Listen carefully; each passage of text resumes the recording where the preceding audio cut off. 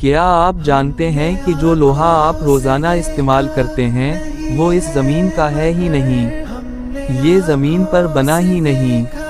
جی ہاں، قرآن پاک کی سورۃ الحدید، جس کا مطلب ہی لوہا ہے، کی آیت نمبر 25 میں اللہ تعالیٰ فرماتا ہے، اور ہم نے لوہا اتارا جس میں سخت لڑائی کا سامان اور لوگوں کے لیے فائدے ہیں۔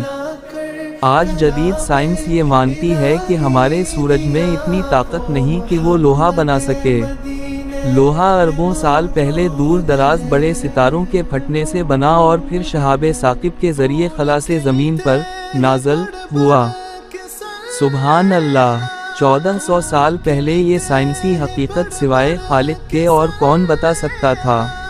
اس معجزے کو شیئر ضرور کریں، اور اس قسم کی مزید مفید معلومات کے لیے ہمارے YouTube channel love with style کو ضرور سبسکرائب کریں۔